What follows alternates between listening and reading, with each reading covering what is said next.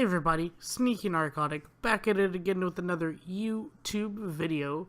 Today we're going to be going over some more of these Spark spoilers for the season.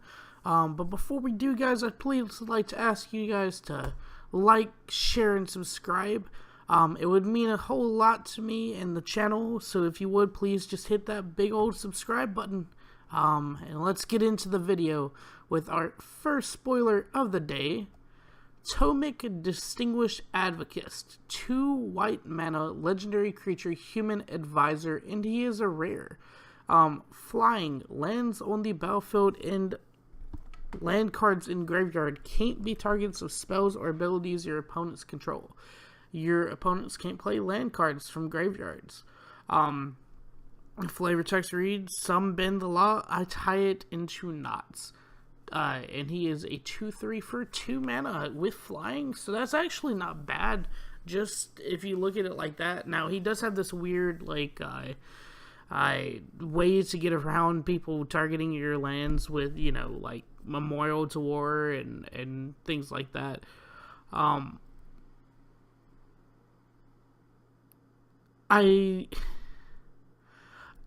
I also want to mention that he stops Muldrotha, and more importantly, if you look at it from a different perspective, there's a landfall deck and commander from Lord Windgrace that I actually play in real life and is super fun, but not the point. Point is that it kind of shuts down the whole being able to get lands back from your graveyard, period. Any Crucible of World shenanigans.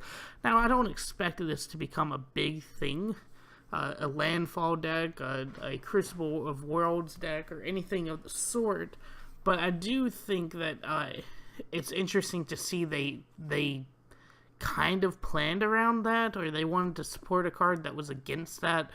I don't know. It just looks like this card's very niche. For its ability. Now, being, again, a flying 2/3 for 2 mana is pretty good, even in white. Is this the same? It almost reminds me of Aerial Responder, and I know I'm spending so much time on this particular card, but I wish it was Aerial Responder. Let me double check to make sure I'm talking the right way here. Aerial Responder was a flying Vigilance lifelink for 3 that was a 2/3. But it was 2 mana and 1 generic. And so it's literally just missing the Vigilance and lifelink and 1 more generic. And it could have been the Aerial Responder I missed and loved. Anyways, let's continue onwards with Stealth Mission. 2 generic, 1 blue, sorcery common, put 2 +1/+1 counters on target creature you control. That creature can't be blocked this turn. What they don't know will definitely hurt them, Lazav. Now, what I find interesting about this is I do not believe that that's Lazav, firstly. It obviously looks like some Dimir agent, but I do love that they are bringing Lazav and making sure that you understand he's in the war, guys, even though he's a figure, well, he's not a figurehead per se, he's behind the scenes type of guy, but anyways, he's still in the war, and the Dimir are fighting on the good side, as you can see. They're fighting the ugly freaking Eternal here with buck teeth, but anyways, I think this card will be good in, Limited. I don't think you'll see too much play in actual standard and constructed, but as far as drafting and sealed events, I think that Stealth Mission could be potentially good to draft up in blue. So anyways, next card, Rescuer Sphinx, 2 generic, 2 blue mana, creature Sphinx. It is an uncommon, flying. As Rescuer Sphinx enters the battlefield, you may return a non-land permanent you control to its owner's hand. If you do, Rescuer Sphinx enters the battlefield with a +1/+1 counter on it. And it reads, now little fighter, show me you deserved the second chance. And it is a 3/2. Obviously, it doesn't want to tell us who's talking here, but I really don't know who's talking here.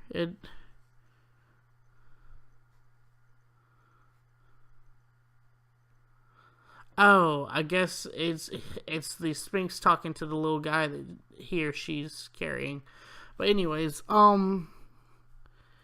if you do rescue Sphinx enters the battlefield with a +1/+1 counter on it, so you don't necessarily have to rescue a card, but you can to put that +1/+1 on it.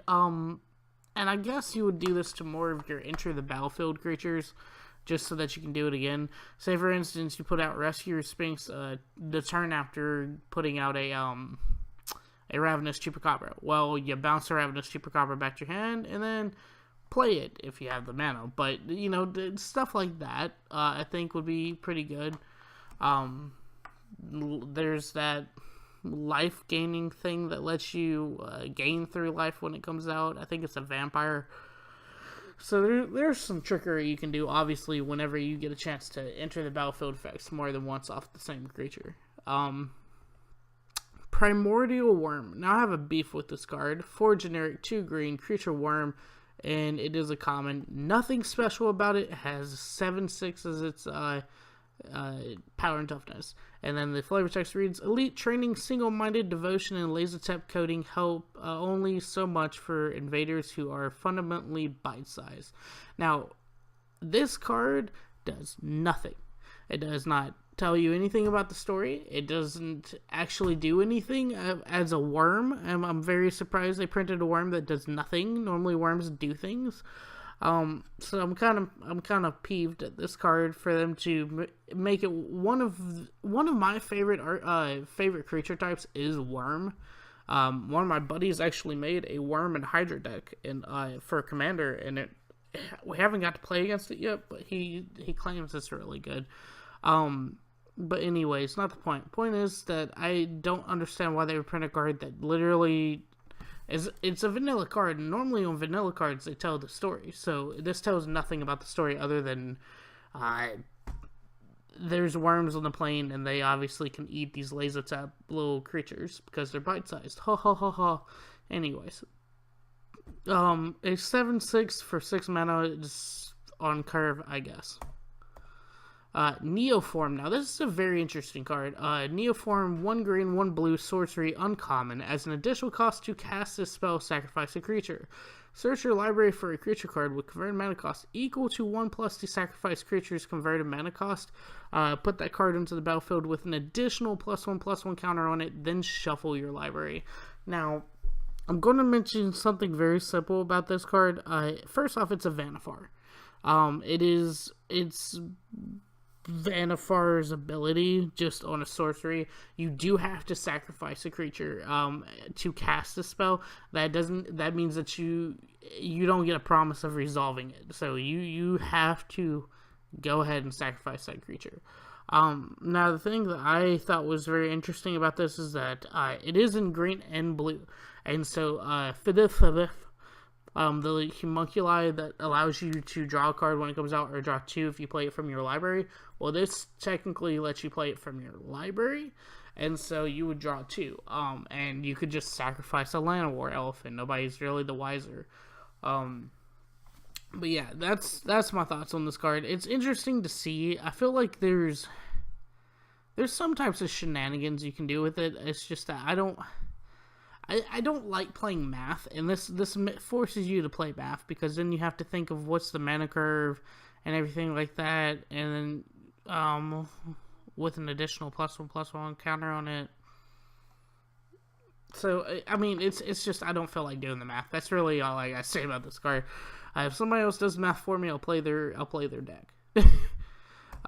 Anyways, let's go on to Pollenbright Druid. 1 generic, 1 green, when creature elf druid, and it is a common. When it enters the battlefield, choose 1, put a +1/+1 counter on target creature, or proliferate, and then it is also a 1/1 for 2.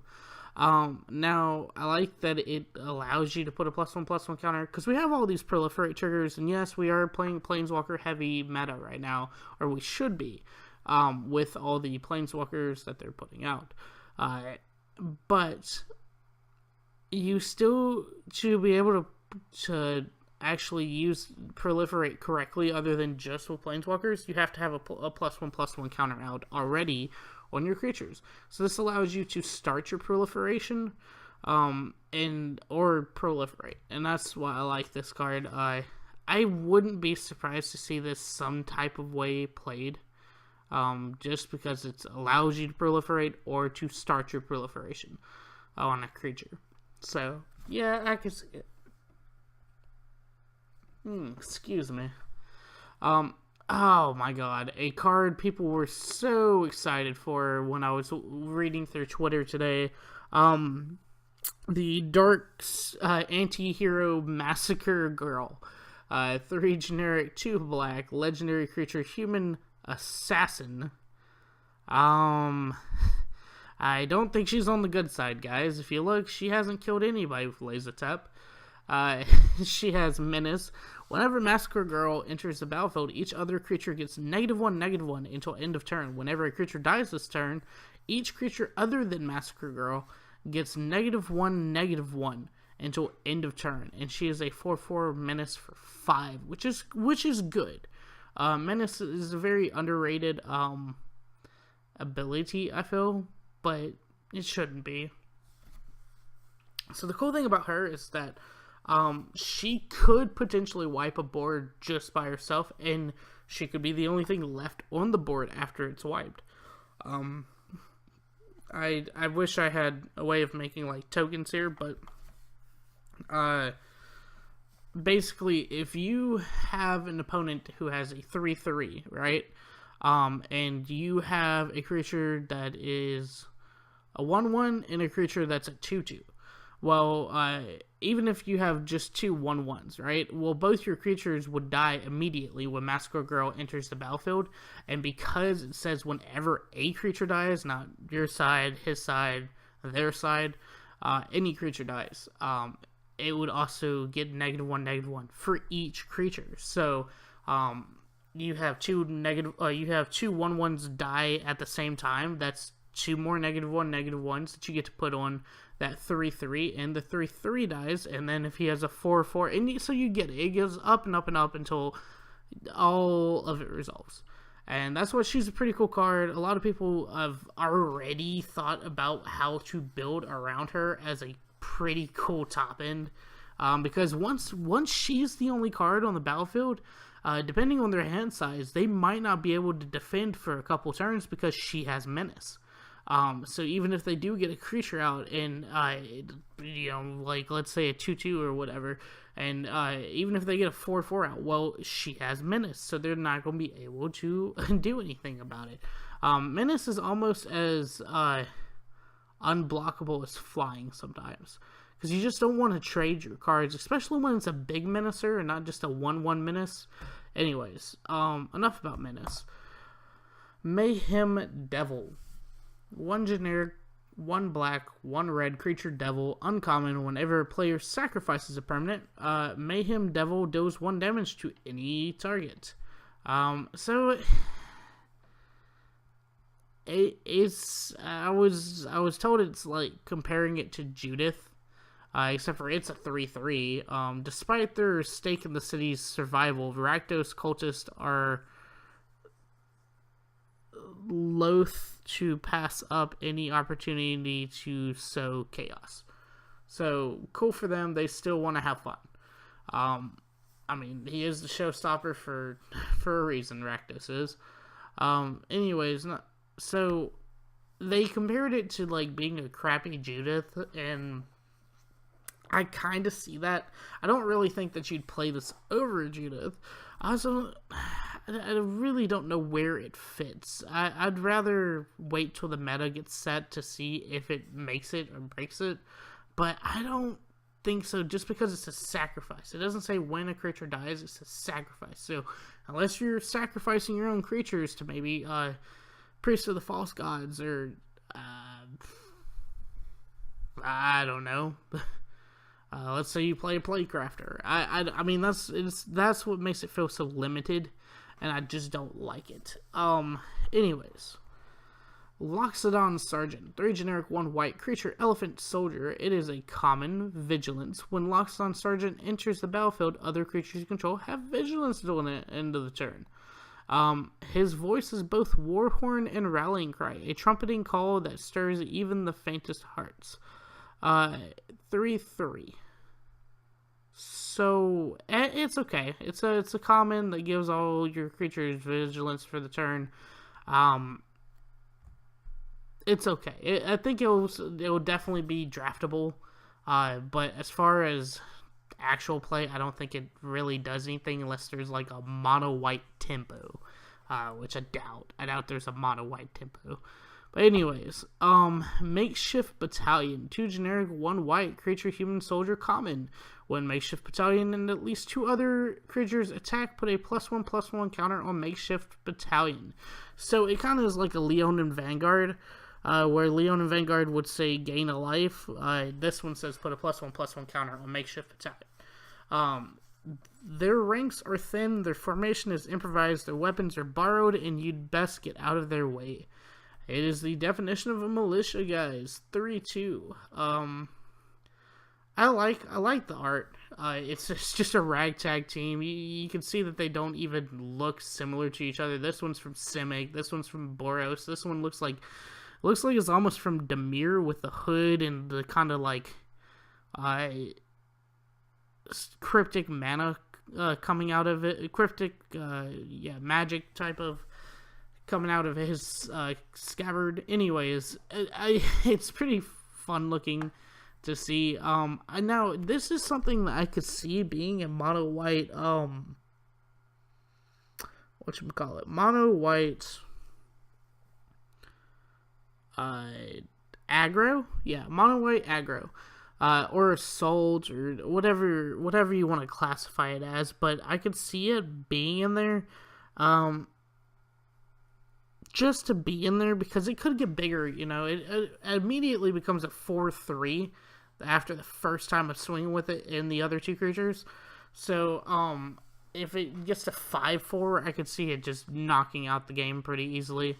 Nobody wants to defend against your 5/4 if they don't have anything, especially if you're aggroing the game out.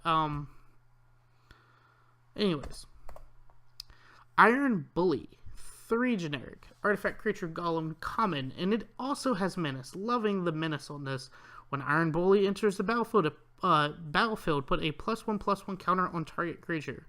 Why would someone have built... wait, never mind. Send it to the front lines. Commander Grosden.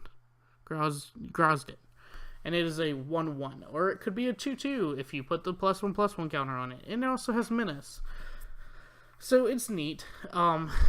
Nothing too much to say about it. It's just neat. I like that they gave a golem menace. Normally golems just seem very vanilla and don't do too much, but this one has menace. So hey, maybe we'll see golem tribal. Doubtful, but it could happen. Heartfire. Now this card gets me, guys. This card gets me right in the feels. 1 generic, 1 red. Beautiful artwork. Instant common. As an additional cost to cast this spell, sacrifice a creature or planeswalker. Heartfire deals 4 damage to any target. The mage looked within and realized there was still 1 piece of fuel to burn. And as you can read by the card being called Heartfire, he killed himself. He burned his heart for fuel. He figured if he was going to go down, he was going to go down fighting. And yeah, this card gets me, man. It shows how hard they're fighting for the sake of the multiverse. And just right in the feels, man. Right in the feels. That being said, I doubt this card's ever played. The ability to sacrifice a planeswalker does not matter. If it would say it was kind of... No, because then you could just simply play Lava Coil. So I just don't see this taking the place of Lava Coil, period. That's all I'm saying. Yeah, it's an instant speed, but it's still not worth it. Anyways. Evolution Sage. 2 generic, 1 green, creature, elf, druid. Whenever a land enters the battlefield under your control, proliferate. Choose any number of permanents and or players. Then give each another counter of each kind already there. The flavor text reads, to take care of the world, cultivate yourself. To take care of yourself, cultivate the world. And it is a 3/2 for 3. Elf, druid, uncommon. I don't particularly care for the goth-looking Simic elf druid up there, but I do love that it's a landfall for proliferation. This is particularly something I could get into. Landfall proliferation, landfall gates, proliferation, Simic ascendancy. So I could really get into this card as a whole. I think it'd be cool. I don't have any complaints about it. Yeah, it looks like I might be using this card in a particular deck, aka the Gate Proliferation Simic Ascendancy deck. Excuse me. Grateful Apparation. 1 generic, 1 white creature, spirit, uncommon. Look, Kaya saying goodbye to her grandma. Flying. Whenever Grateful Apparation deals combat damage to a player or planeswalker, proliferate, and it is a 1/1. I want to say, and I doubt that there's enough spirits to do it still, but there was a Supreme Spirit, I want to say is the name of it. MTG Supreme Phantom. Other spirits you control get +1/+1. Okay, so it's not that other spirits get flying or get unblockable. I just would love, for some reason, I keep seeing spirits, but they don't work well together. I wish that spirit tribal would be a thing. That's all I want. I do again love any card that proliferates right now, just because of how the meta I feel is going to turn into a planeswalker thing, and for you to be only able to negative some planeswalkers, and then proliferation is going to be the only way to get the +1 the loyalty counters back on the planeswalkers. Yeah, proliferate is going to become very important to be playing. Bloom Hulk, 3 generic, 1 green. Creature, plant, element. When Bloom Hulk enters the battlefield, proliferate. Hey, proliferation today. Tread upon these flower beds at your own peril, Mara. And it is a 4/4 that proliferates. It's good for a common. I wish it would have been a Gear Hulk good, but it's good for a common. Yeah. Devouring Hellion. 2 generic, 1 red creature. Hellion, uncommon. As Devouring Hellion enters the battlefield, you may sacrifice any number of creatures and or planeswalkers. If you do, it enters... Sorry about that. That's not what I intended. Anyways, as Devouring Hellion enters the battlefield, you may sacrifice any number of creatures and or planeswalkers. If you do, it enters with twice that many +1/+1 counters on it. There's no crisis a Hellion can't make worse. Thing about that, it's like a lumbering battlement that sacrifices creatures instead of exiling them and bringing them back. And then it has no protection. Once you get these +1/+1 counters on it, it's just like you killed all your creatures or planeswalkers. Still sounds like a mistake. And then all of a sudden they cast down your Devouring Hellion for 2 mana, and they've successfully cleared your board of all threats. So I don't think I like this card. Not unless it was in some weird red-green Sapperling deck. Anyways. Blind Blast. 2 generic, 1 red, instant. Blind Blast deals... it's a common. Blind Blast deals 1 damage to target creature. This creature can't block this turn. And then you draw a card. Peril is in the eye of the beholder. At least if your aim is good. Jaya Ballard. And... I will see playing limited. Again, not very standard-esque playable. Dealing 1 damage. I mean, even at instant speed, dealing 1 damage for 3 mana, and then that creature can't block, and then drawing a card. It's just not that great. I still feel like I'll play in limited or in sealed limited playability. Now, here's one of my favorite, I think my favorite card of the day. Mizzium Tank, 1 generic, 2 red, artifact vehicle, and it is a rare. Trample. Whenever you cast a non-creature spell, Mizzium Tank becomes an artifact creature and gets +1/+1 until end of turn. Crew 1, and then it's a 3/2. So, in mono red, we really in the 3 drops, I believe, if I'm not mistaken, is Risk Factor and Runaway Steam Can. I feel like you can fit Mizzium Tank somewhere in there, and because it's only crewed by 1, that's pretty good. It has Trample, which is also good, but also being able to, like, surprise shock your opponent. Even if you surprise shock to make sure that Mizzium Tank doesn't die, like by killing the 3/3 that blocked Mizzium Tank with a lightning strike at the last minute, well, it has Trample, so even if there's nothing to block it, it tramples over that nothing and does direct damage. So I do love it. It's interesting that they brought back literally the 1 vehicle. It almost feels like it's like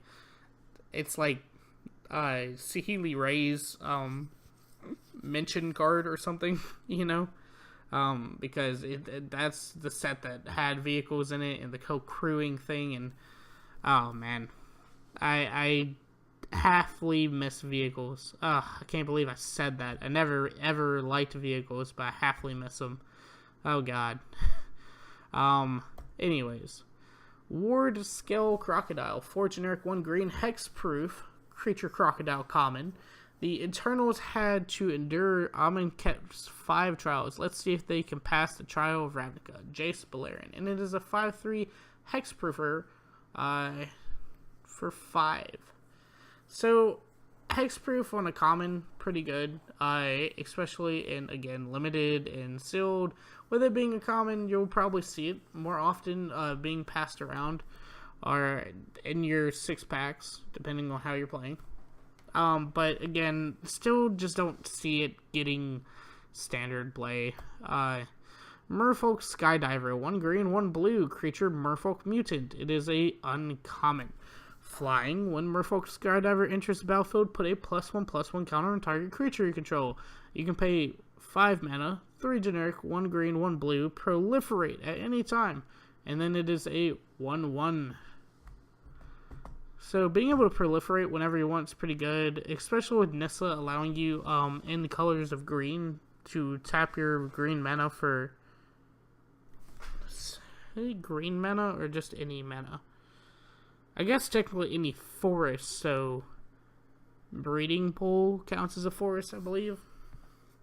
And so, anyways, being able to tap your Nissos for double is pretty good. So you could probably do that really often. And then putting +1/+1 counter on target creature you control, you can put it on Merfolk Skydiver and make it the biggest flying Merfolk mutant that you've ever seen. Still don't necessarily like the mutant subtype, but hey, it's growing on me, I guess. Anyways, 10th District Legionnaire, I thought I edited this. Well, anyways, don't pay attention to that interesting Mobilized District over there. Let's talk about the 10th District Legionnaire. 1 red, 1 white, creature human soldier, uncommon, has haste. Whenever you cast a spell that targets 10th District Legionnaire, put a +1/+1 counter on 10th District Legionnaire, then scry 1. The 10th is under heavy attack, but it's being handled. I sent Maleva, and that's Tajit talking. And it is a 2/2. So this is going to be the story of the day. I seeing him play in limited and sealed, but not standard. Because limited and sealed plays a lot more combat tricks, especially in Boros. So I could see that being able to target 10th District Legionnaire will happen often. Anyways, Mobilized District. Hey, that land I told you not to look at, it just magically popped up back into my peripheral view. It is a rare land. You can tap it, add 1 generic, and that's it. No, I'm just kidding. You can pay 4 generic, and Mobilized District becomes a 3/3 citizen creature with vigilance until end of turn. It's still land. This ability costs 1 less to activate for each legendary creature and or planeswalker you control. Sometimes the strongest weapon you can hold in your hand is another hand. Aw, that's so sweet.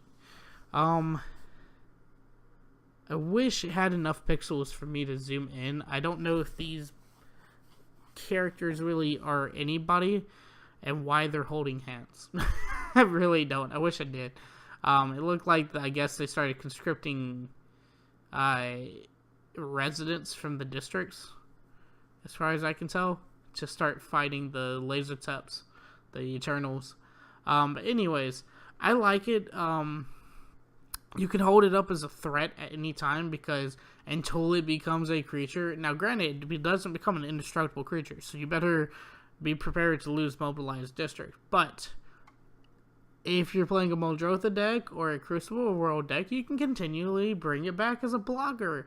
Isn't that fun, guys? A continual Mobilized District blocker. Yay! I like it. I like it as a card. I love land creatures. My favorite card in one of my commander decks is oh god, how do I forget the name of it? Something Citadel.